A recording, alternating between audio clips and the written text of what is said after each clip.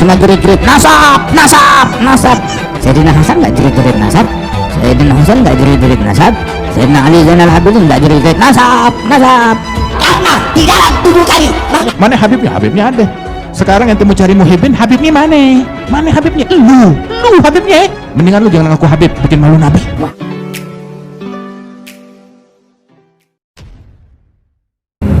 Assalamualaikum warahmatullahi wabarakatuh. Jumpa lagi dengan saya di channel Berasan Progres 9. Sahabat Subhan sedang Sultan di mana saja Anda berada. Kembali kita mengikuti perjalanan ramainya soal habaib ini. Ini terus menerus menjadi perbincangan di jagat media sosial. Mereka terus membangun narasinya masing-masing. Bagaimana tidak bahwa ya Habib ini memang begitu seksi menjadi perbincangan hari ini, karena di satu sisi ada orang yang kemudian mempertanyakan soal nasab, di sisi lain ya ada oknum habaib setelah Habib Bahar bin Smith ini yang memang begitu keras dan begitu getol untuk kemudian ya menyampaikan ya sebuah statement yang menyerang balik para pengkritik habaib yang mempertanyakan itu, dan ini yang kemudian membuat ya situasi ini semakin ramai. Tetapi ada hal yang kemudian menarik dari seorang Habib, yakni Habib Jindan ini, itu memberikan statement terhadap sejumlah pernyataan-pernyataan yang mana seharusnya bisa dijadikan teladan yang baik. Demikian pula Gus Baha ikut ya memberikan sebuah ya edukasi kepada kita umat Islam, bagaimana memposisikan seorang habaib dan seorang alim, dan bagaimana seharusnya kita yang mengambil itibar pelajaran dari setiap ya peristiwa-peristiwa yang mana peristiwa itu sangat mempengaruhi ya aktivitas keberagamaan kita.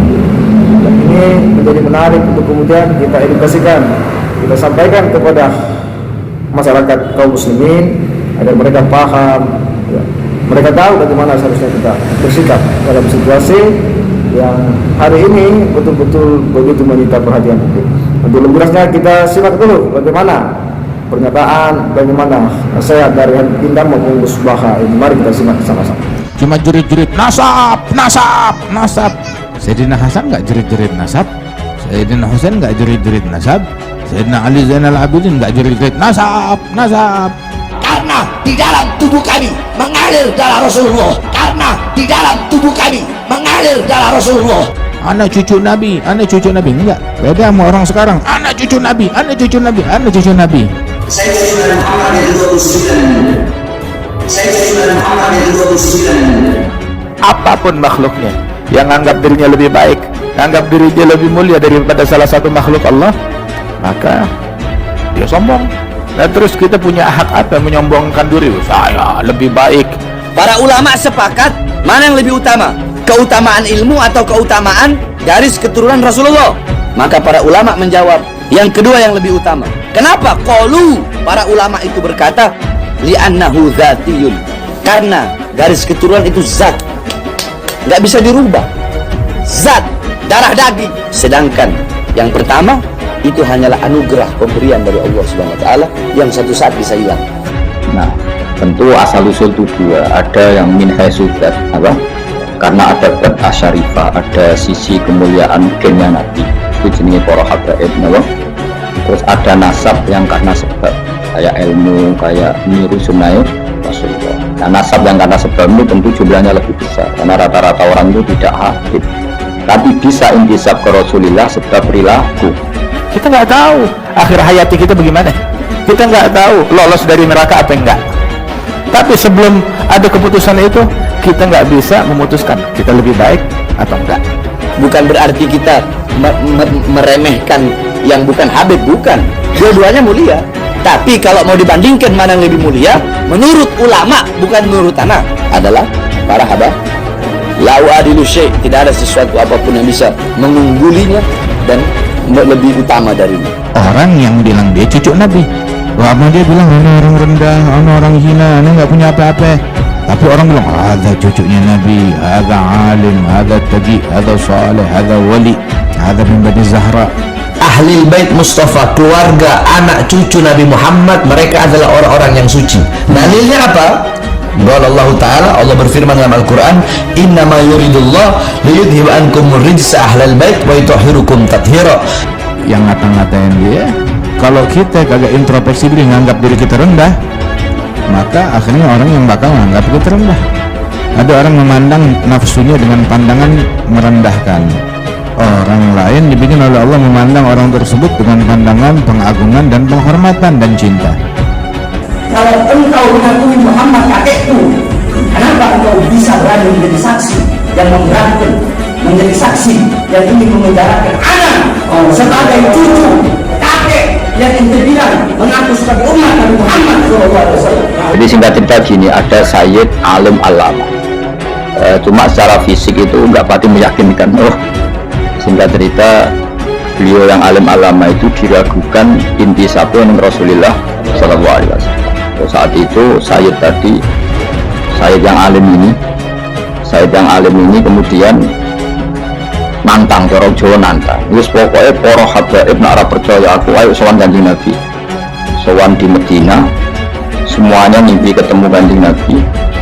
Terus didhawuhi Nabi, napa leres iki putune jenengan? Nabi jawab, ikstama al far'u wal usul. Saiki anak wis ketemu bapak, atau anak wis ketemu asal usul. Apa itu Sayyid? Sayyid itu adalah al-halim alladzi la yastafizzuhul ghadab. Adalah orang yang emosinya stabil, terukur, tidak emosian, penyabar, nggak bisa dikuasai oleh amarah dan hawa nafsu. Sebab orang kalau dia marah akal hilang. Nah ini nggak pantas jadi pemimpin. Dan berkata bahwasanya Habib Bahar telah menghina Jokowi dengan sebutan Presiden Banci. Jikalau bagi kalian itu adalah suatu kesalahan, demi Allah, saya Bahar bin Smith tidak akan pernah minta maaf dari kesalahan itu. Nah kalau mau tahu lelaki sejati, orang perkasa yang sejati, pancing amarahnya, kepancing atau enggak? Biar kata ilmu banyak ulama, tapi dipancing, diprovokasi, kemakan, langsung kebakar, ya sumbu pendek.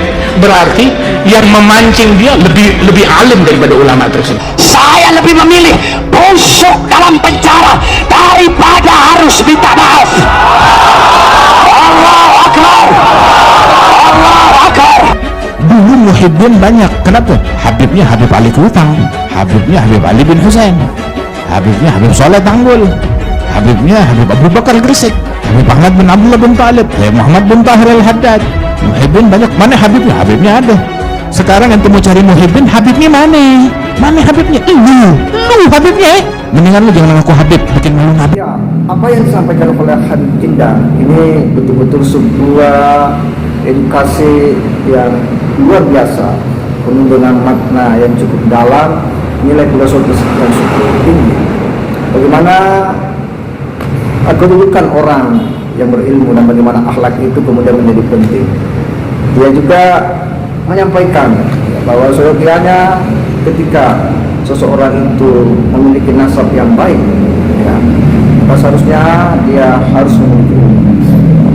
Dan bagaimana seorang keturunan Nabi harusnya memiliki ilmu, dan dengan ilmu itu bisa memberikan manfaat kepada umat. Itulah sebenarnya yang bisa menempatkan seseorang itu menjadi mulia. Menurutnya bahwa Sayyidina Hasan, Sayyidina Husain itu tidak pernah berteriak-teriak, ya, tentang nasab dan nasab, ya, tetapi oranglah yang kemudian, ya, mengakuinya sebagai seorang zuriat Nabi, sebagai seorang keturunan Nabi. Dan itu adalah sebuah sifat mulia dari para keturunan Nabi. Mereka tidak pernah berteriak-teriak untuk kemudian dikenal, ya, berteriak agar diketahui publik. Dan ini adalah sebuah tamparan yang cukup menohok dari Habib Jinda ini terhadap siapa oknum-oknum habaib yang selalu meneriakkan nasab mereka. Dan ini betul-betul sebuah, ya, awajangan, sebuah edukasi, ya, sebuah pencerahan yang luar biasa dari Habib Jinda. Ini penting untuk kita teruskan kepada kaum muslimin agar mereka paham bagaimana seharusnya kita bersikap. Saya kira demikian. Wassalamualaikum warahmatullahi wabarakatuh.